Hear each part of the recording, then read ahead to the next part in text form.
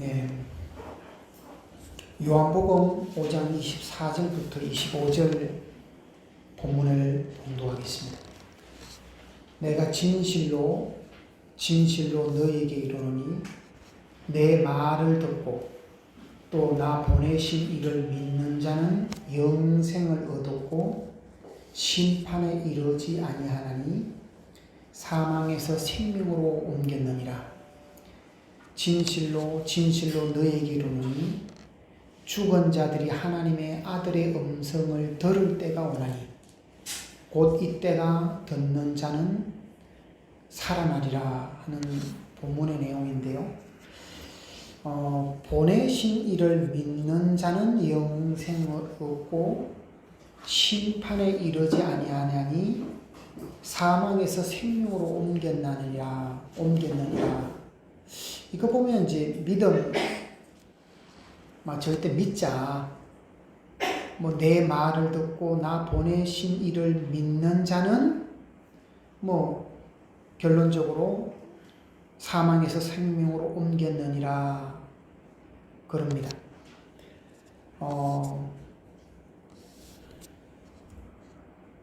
기독교가 바울의 기독교죠. 바울의 기독교.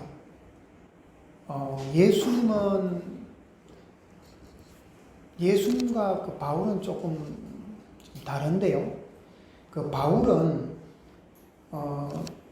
줄곧 이게 영원한 생명을 이야기하다가 마지막에는 이제 몸이 산다고 얘기를 해요. 예수님의 가르침은 영원한 생명의 깨달음이라면 바울의 가르침은 믿음으로 그러니까 속죄를 벗자는, 원죄를 벗자는 게 속죄신앙인데요.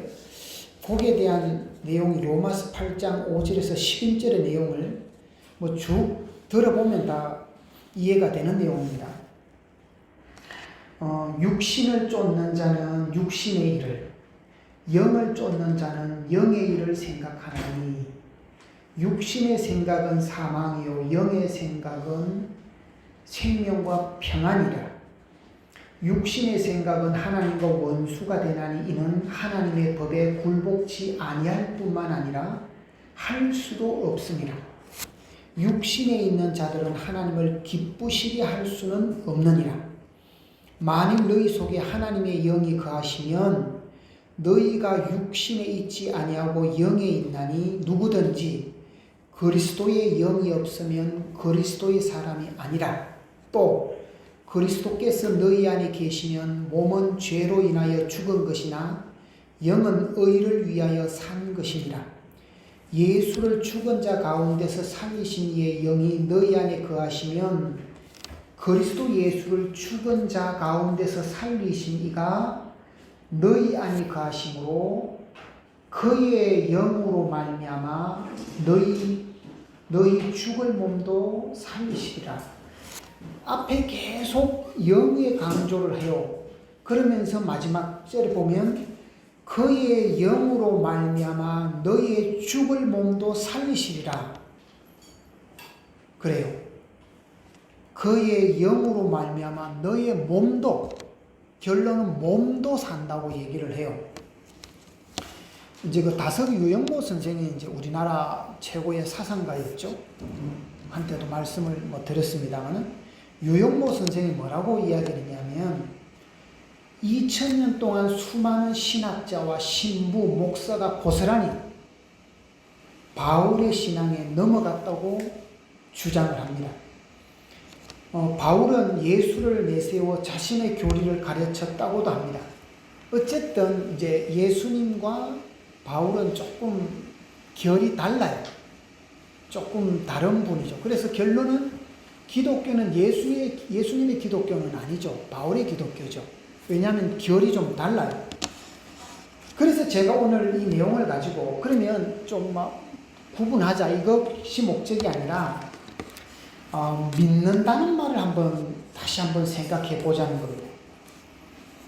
제 기억으로는 그 참 부문의 브라질 그 자르딘 수련소에서 이상가정 수련을 했죠. 그러면서 절대 신앙, 절대 사랑, 절대 복종을 말씀을 하세요.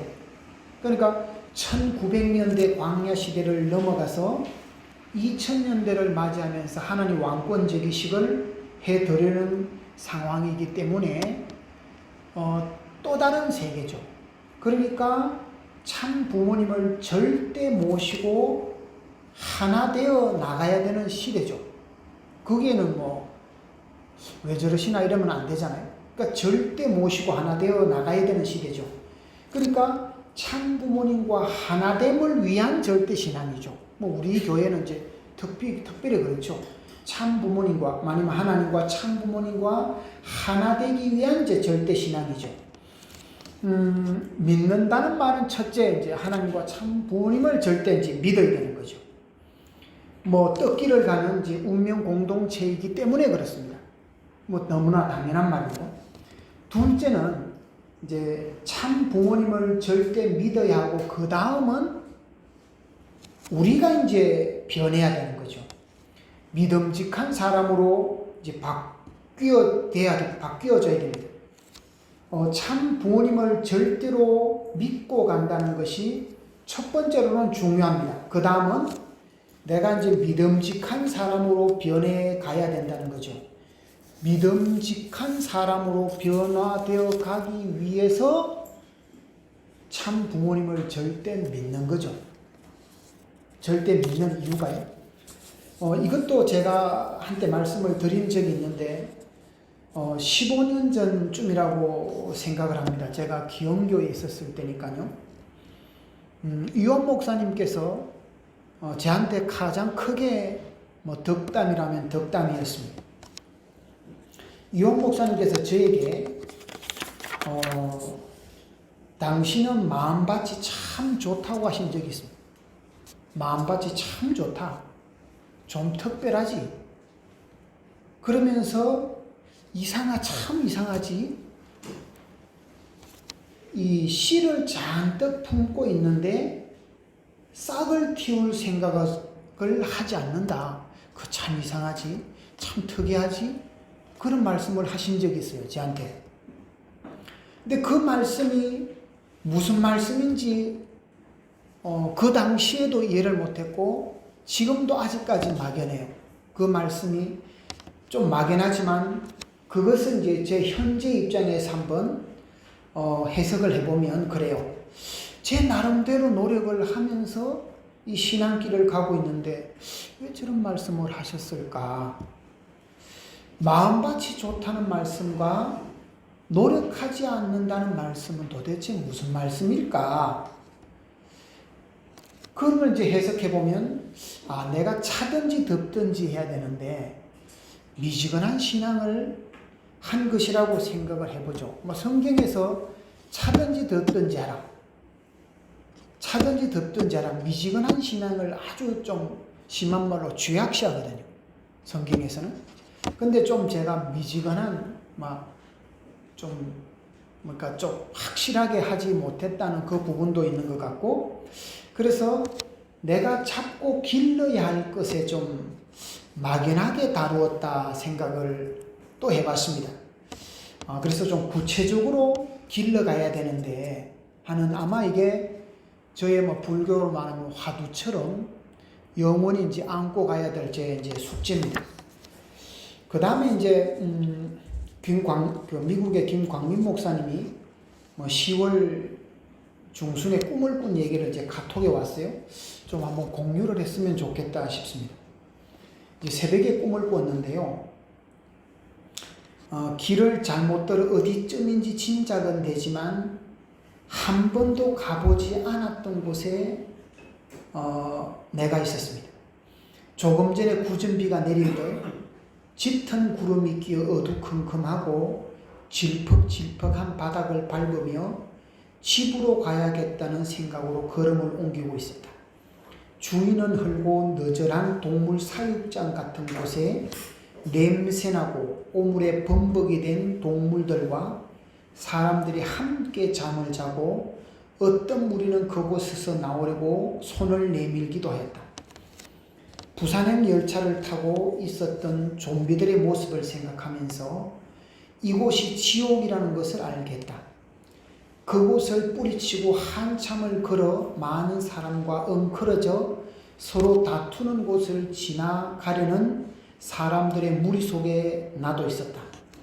어떤 할머니가 내게 길을 좀 비켜달라고 애원을 해도 그것을 모른 채 하고 나도 그곳을 빠져나오려고 애를 쓰고 있었다.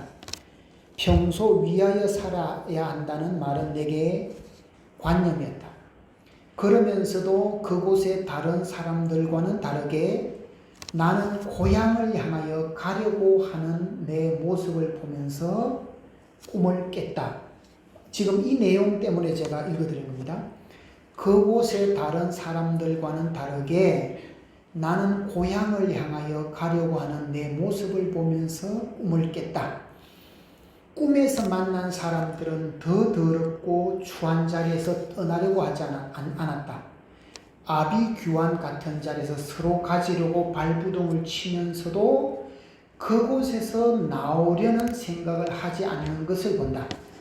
그래도 믿음 있는 자들이 그곳을 떠나 정든 곳을 찾아가려고 하는 것을 본다. 그렇죠. 믿음 있는 자들이 그곳을 떠나 정든 곳을 찾아가려고 하는 것을 본다. 정든 곳이 없으면 갈 곳도 없다. 그리움이 없으면 갈 곳도 없다. 그것이 마음이다. 그래서 주어진 환경에 적응하고 그냥 생각 없이 산다. 지옥이 그런 곳인 것 같다. 그래도 마음이 있는 사람, 소망이 있는 사람은 그곳을 떠나 그리움이 있는 곳으로 가려는 것을 본다. 믿음이 너를 구원하려는 말씀이 무엇을 말하려고 하는 것인지 이해가 된다. 믿음이 아버지에게로 나를 가게 합니다. 그래서 구원입니다. 그리고 함께 살자니 사랑을 얻자는 것입니다. 사랑으로 살자는 것입니다. 그런즉 믿음, 소망, 사랑 이 세 가지는 항상 있을 것인데 그 중에 제일은 사랑이라. 그러니까 우리의 믿음이라는 것이 현실을 이기게 하는 힘이다 그 말이죠. 현재를 안주하게 하지 않는다 그 말이죠. 그래서 믿음이 중요하다 그 말입니다. 믿지 않는 사람이나 믿는 사람이나 어떻게 보면 똑같죠. 그렇지만 믿음이 있는 사람들이 나에게도 허물이 있지만 그렇지만 아버지에게로 가야 되겠다 라고 하는 것이 있기 때문에 그것이 믿음이기 때문에 그것이 우리를 구원의 길에 가게 한다. 그 말씀을 지금 드리고 싶은 겁니다. 믿음 자체가 이게 간단하게 획기적으로 바꾸어 주는 게 아니라 현실에 안주하지 않고 그래도 아버지에게로 가고자 하는 힘이다. 그 말씀입니다. 그 다음에 우리의 신앙은 꼿꼿한 절대 신앙이 아니에요. 오직 하나님과 참 부모님에 대한 절대 신앙. 내가 옳다, 내가 맞다. 오직 이 길만이 원칙이다, 정답이다. 그거 아니거든요. 그건 내 마음 속에 그러면 되고 그거를 관계 속에서 풀을 때는 관계를 해야 돼요. 그 관계를 하려니까 위하는 거죠. 그러니까 꼿꼿하면 다 적을 만든단 말이에요. 내가 절대다. 그러면 내가 절대를 누가 좋아합니까? 아무도 안 좋아하거든요. 절대인 니나 좋아해라 그러지. 절대에 내가 숙연해집니다. 머리가 숙여집니다. 이런 사람 한 명도 없거든요. 그래서 꼿꼿하게 세워서 그 다음에는 유연하게 바뀌는 거죠. 그래야 이제 사람이 붙는 거죠. 그래야 이제 관계를 해오는 거죠. 조금 전에 김광희 목사님은 꿈에서 현실을 부정하여 현실에 안주하지 않고 믿음 있는 곳으로 간 것입니다. 그래서 믿음이 있는 사람에게 구원이 있습니다. 그래서 믿음이 구원입니다. 믿음이 중요한 이유입니다. 믿음이 전체를 바꾸어 주는 것이 아니라 그리움으로 가게 하는, 그리움이 있는 곳으로 가게 하는 힘입니다. 꿈에서 보면 다른 사람들은 거기에 만족하지 않으면서도 그 자리에 머물고 있는데 믿음을 가진 목사님은 어디를 향해 지부를 향해 가려고 합니다. 그래서 믿음이 있는 사람이 너를 구원했다고 합니다. 마태복음 9장 20에서 22절에 보면 12년 동안 혈루증, 그러니까 피가 멈추지 않는 이제 여성 질환이죠. 앓는 여자가 예수의 뒤로 와서 그의 겉옷가를 만지니 이는 제 마음에 그 겉옷만 만져도 구원을 받겠다 함이라. 예수께서 돌이켜 그를 보시며 가라사대 따라 안심하라. 너 믿음이 너를 구원하였다 하시니 여자가 그 시로 구원을 받으리라. 그러니까 12년 동안 만성 질환을 가지고 있었다. 그러면 이미 고치기가 어렵다 그 말 아닙니까? 그런데 이 여인의 마음에 예수님의 겉옷만 만져도 구원을 받겠다 함이라 하는 그 마음이 있었다잖아요. 그러니까 예수님께서 따라 안심하라. 너의 믿음이 너를 구원하였다. 누가 구원시켜준 겁니까? 예수님 구원시켜준 겁니다.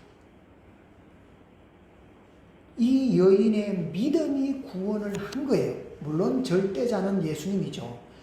예수님을 절대로 하면 되겠다는 믿음이 생겨로서 너 믿음이 너를 구원하였다 그러죠. 혈유병을 앓고 있는 여인이 예수님의 옷자락을 붙잡고 병이 낫는 것을 보면 너의 믿음이 너를 구원하였다고 하십니다. 그 여인을 예수님께서 구원해 주시는 것이 아니라 그 여인에게 너의 믿음이 너를 구원하였다고 하십니다. 그 다음 세계로 나가게 하는 것은 먼저는 예수님에 대한 절대 믿음이겠죠. 겉옷을 만져도 구원을 얻을 것이라는 믿음과 더불어서 예수님을 통해서 그 다음 세계로 나아가고자 하는 그 힘이 컸다고 봅니다. 그래서 믿음에 대한 내용, 믿으면 다 되겠다라고 하는 그런 어떻게 좀 기존의 신앙의 믿음을 얘기하고자 하는 게 아니지 않습니까? 자, 이제 좀 마지막으로 우리의 현재의 좀 우리의 마음 자세를 한번 냉정하게 한번 진단해 보고자 합니다. 우리는 좀 구약의 율법도 조금 만만하게 보고 신약의 믿음도 조금 만만하게 보고 성약의 모심도 그렇게 알뜰하게 하지는 않습니다. 더우면 좀 에어컨 히터 좀 끄셔도 좋습니다. 그래서 우리가 율법을 넘어서지도 못했고 또 우리 교회라고 하는 제도권도 사실 넘어서지도 못했죠.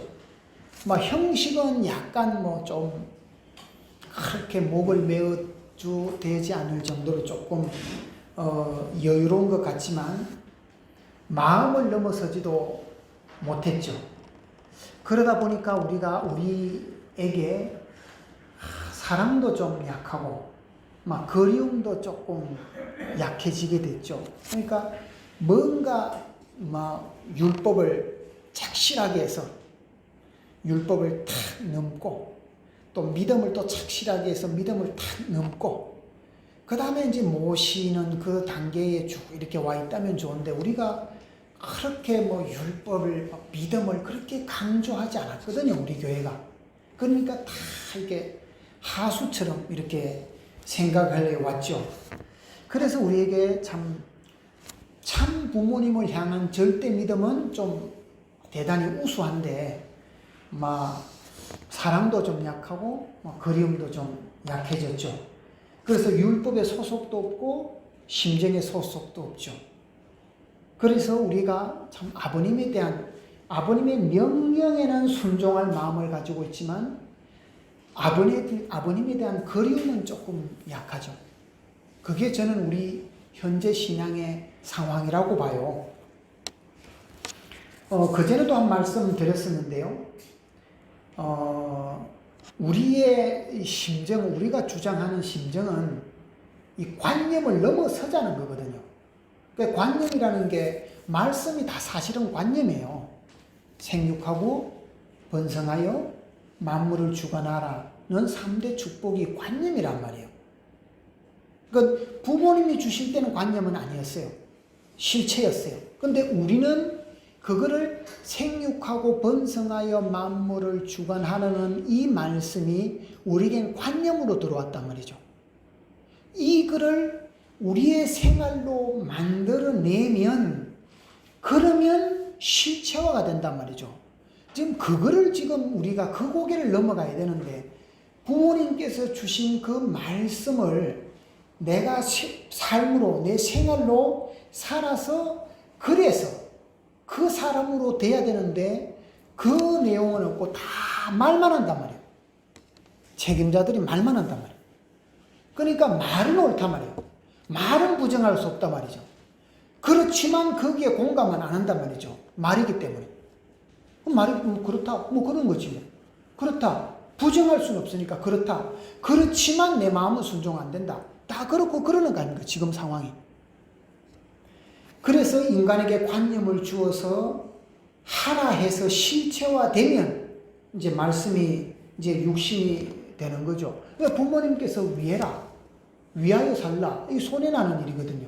위하라는 게. 근데 왜 위하라 하시나? 밑도 끝도 없는데. 위하지 않으면 마음을 못 얻잖아요.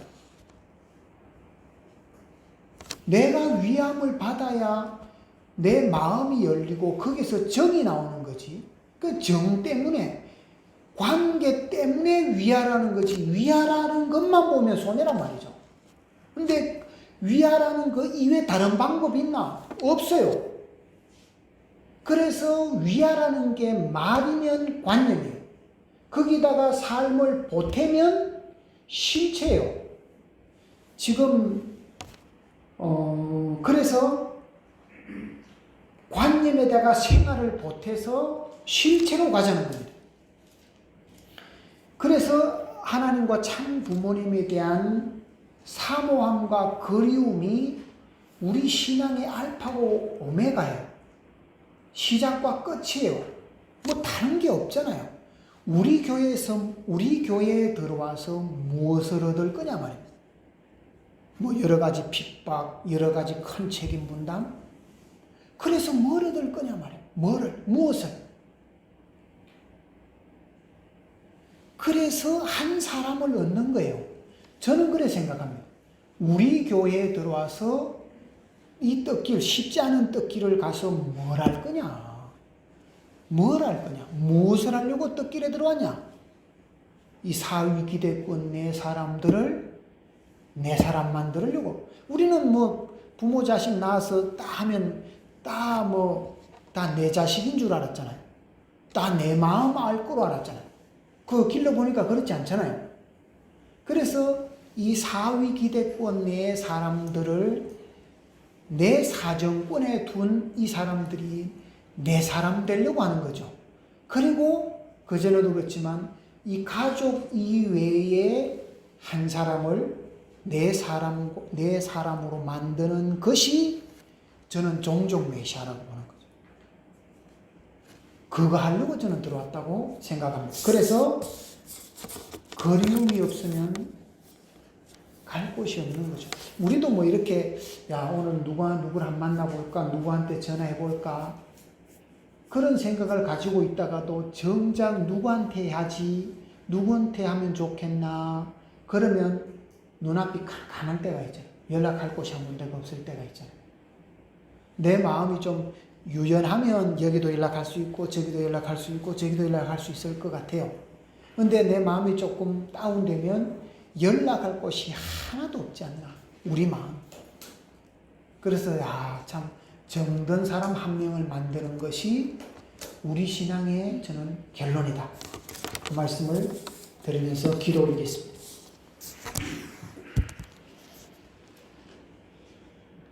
참 부모님은 일념으로 떡길을 가셨습니다.